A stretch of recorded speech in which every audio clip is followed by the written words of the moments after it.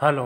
Prince residential senior secondary school की online क्लासों में आप सभी को स्वागत है। मैं आर के शर्मा, राजनीति विज्ञान का अध्यापक, कक्षा 11वीं कला वर्ग। आज तारीख 7/12/2020 है।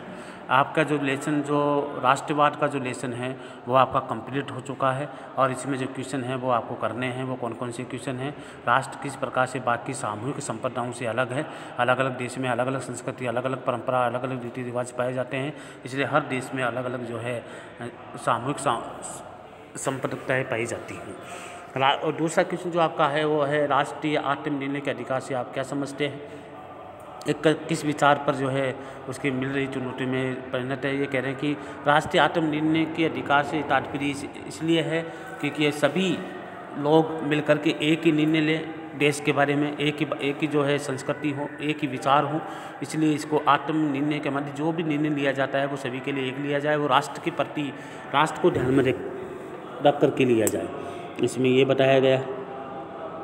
तीसरा क्वेश्चन हम देख चुके हैं कि राष्ट्रवाद लोगों को जोड़ भी सकता है और तोड़ भी सकता है और उसके कटुता और संघर्ष में भी पैदा कर सकता है।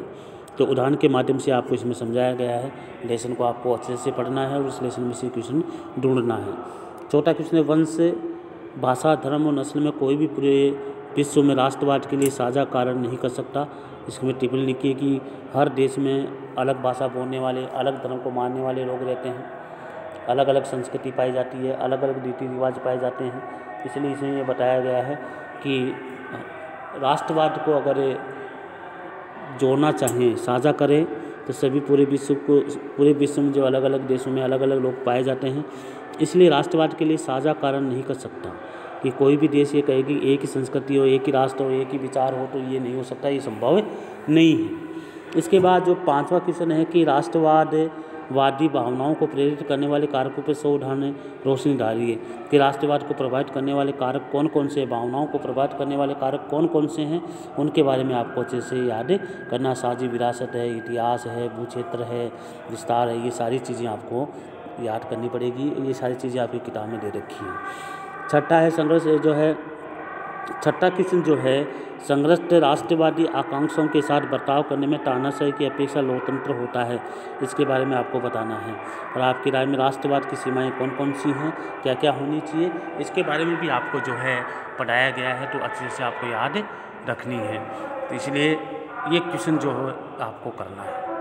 अगला जो आपका लेसन जो है वो है धर्मनिरपेक्षता का लेसन है। और धर्मनिरपेक्षता के बारे में क्या क्या कहा गया है, तो आज अपने से लेसन को शुरुआत करवाते हैं। लेसन नंबर 8 है धर्मनिरपेक्षता क्या है। तो देखिए, भारत में कई प्रकार के धर्म पाए जाते हैं, कई प्रकार की संस्कृतियाँ देखने को मिलती है और कई प्रकार के धर्म पाए जाते हैं भारत में। तो इस प्रकार भारत कई प्रकार के धर्मों का देश है और इस प्रकार की समस्याएं सामने आती हैं।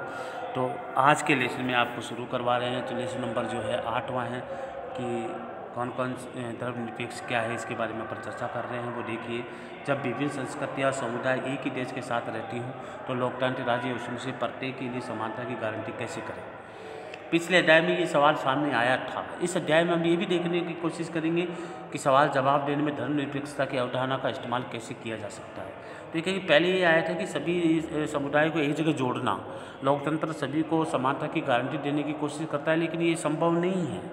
तो इसी विचार के, तो अब इसमें एक कारण है कि भारत में धर्मनिरपेक्षता का विचार सार्वजनिक विवाद और परिचर्चाओं में सदैव मौजूद रहा है। फिर भी यहाँ पे धर्मनिरपेक्षता की स्थिति को लेकर कुछ मामले काफ़ी पेचीदा है। एक और तो आमतौर पर हर राजनेता इसकी शपथ लेता है, हर राजनीतिक दल धर्मनिरपेक्षता होने की घोषणा करता है। दूसरी ओर तमाम किस्म की चिंताएं और संदेह धर्मनिरपेक्षता को घेरे रहती हैं।